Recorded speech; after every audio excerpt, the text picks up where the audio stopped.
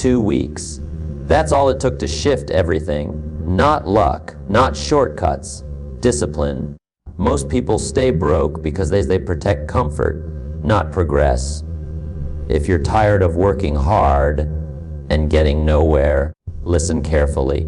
Let me be clear, wealth doesn't change when money comes in. It changes when you change. For years, I waited for the right time, the big opportunity, the miracle break. None came. Then I did something uncomfortable. I attacked my habits instead of my excuses. No hype, no overnight fantasy. Just ruthless focus for 2 weeks. And the results, immediate, tangible. Real. This isn't about getting rich fast. It's about stopping the slow bleed caused by bad decisions. What you're about to hear isn't easy, but it works. If you're ready to stop lying to yourself and start acting like a serious person, pay attention. You don't lose money first. You lose respect for money first. That's the part nobody wants to hear, because it's easier to say, I don't make enough, than to admit, I don't pay attention. It's easier to blame the system than to face the truth in the mirror. I used to wonder why money never stayed. Salary came in, peace went out, bills paid, stress stayed. And I kept asking, why does it feel like I'm running but not moving? Then I slowed down long enough to see it. Money was leaking through my fingers because I was careless with it. Not evil, not stupid, just careless. And careless costs you everything. So I made a decision that changed the direction of my life. I tracked every single dollar like my future was attached to it, because it was. Every coffee, every swipe, every small expense I used to ignore because it felt harmless. And listen, this wasn't about math. This was about discipline. This was about honesty, because the moment you write it down, the excuses disappear. You can't hide from numbers on paper. You can't negotiate with reality. I remember the first week. It hurt. It was uncomfortable. I saw how much I was bleeding for convenience, for comfort, for habits that didn't love me back. And that pain was necessary, because pain reveals priorities. See, when you don't track your money, you tell your mind a dangerous lie, that details don't matter. And if details don't matter with money, they won't matter with time, with energy, with your life. But when you track it, really track it, something shifts inside you. You start thinking before you spend. You start asking better questions. You stop acting broke-minded and start acting responsible. And responsibility is power. I wasn't making more money at first, but I was losing less, and that's the beginning of wealth. Because wealth isn't just income, it's control. Control over impulses, control over habits, control over the silent decisions you make when nobody's watching. Let me tell you something real. If you don't know where your money goes, you don't know where your life is going either. Tracking money trains your spirit to respect cause and effect. It teaches you patience. It teaches you stewardship. It teaches you that every action has a cost, financial and spiritual. And once I saw the truth, I couldn't unsee it. I stopped saying, it's only a little, because a little repeated daily becomes a lot of regret, a lot of stress, a lot of wasted potential. And here's the part most people miss. When you start tracking your money, money starts tracking you. Opportunities notice discipline. Confidence grows from awareness. Peace comes from clarity. Within days, I felt different, calmer, sharper, more intentional. Not because I had more money, but because I had more respect for it. And respect changes behavior. Behavior changes outcomes. Outcomes change lives. This habit wasn't flashy. Nobody clapped. Nobody praised it. But it built something stronger than motivation.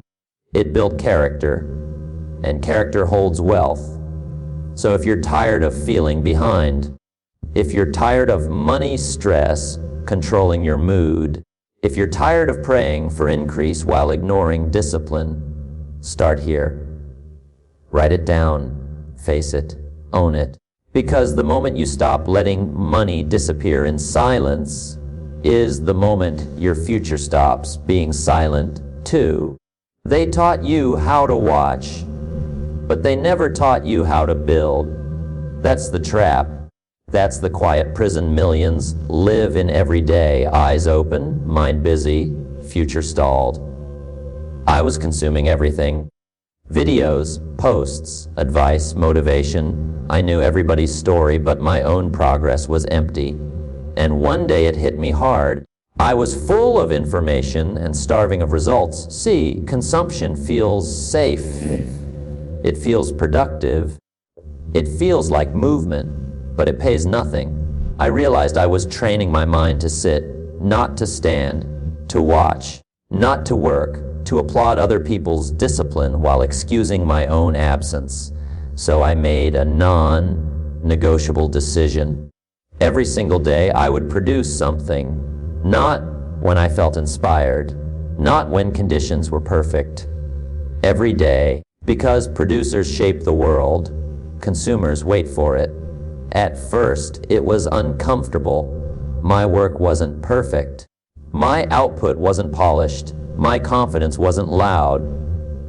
But let me tell you something powerful. Clarity doesn't come from thinking. Clarity comes from doing. The moment I shifted from watching to creating, my mind changed. I stopped asking, what should I watch next? And started asking, what problem can I solve today? That question alone can change a life, because money doesn't chase entertainment. Money chases value. When you produce, you sharpen skills. When you consume, you dull hunger. When you produce, you build leverage.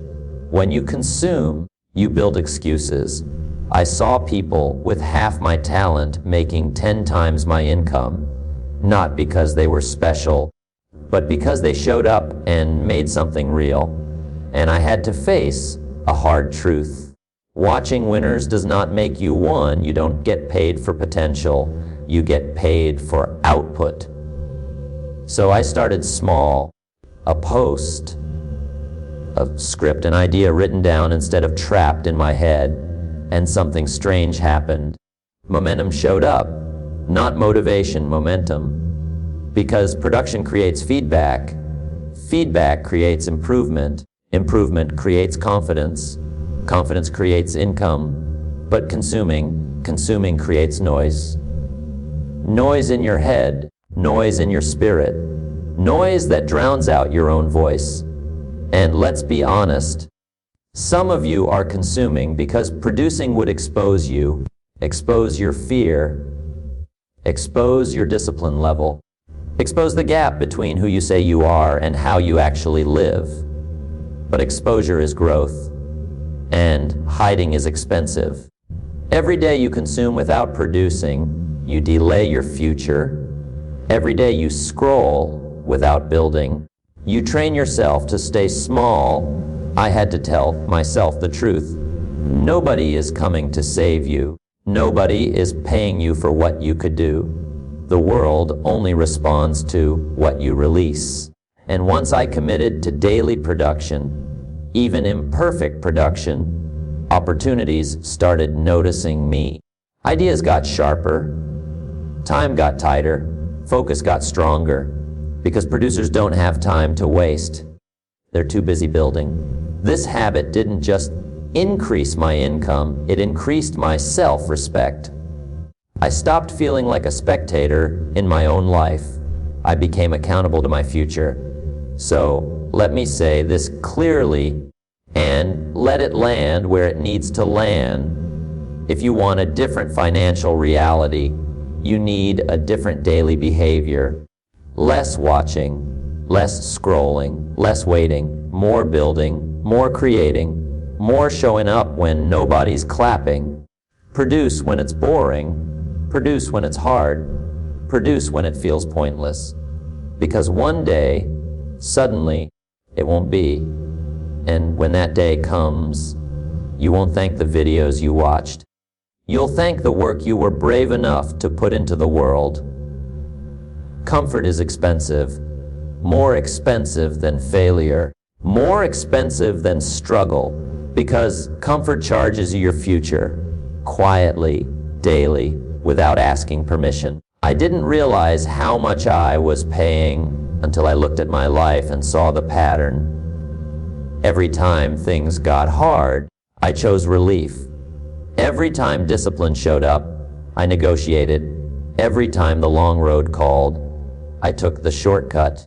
And the shortcut kept me stuck. See, short-term relief feels like oxygen. It calms your nerves. It soothes your stress. It tells you you deserve this. But relief doesn't heal you. It delays you. I had to confront a hard truth. Most of my financial pain wasn't from lack of opportunity. It was from emotional decision-making. I spent when I felt tired. I quit when I felt uncomfortable. I delayed when I felt afraid. I wasn't broke because I was incapable. I was broke because I kept choosing what felt good now over what would pay off later. And later always remembers.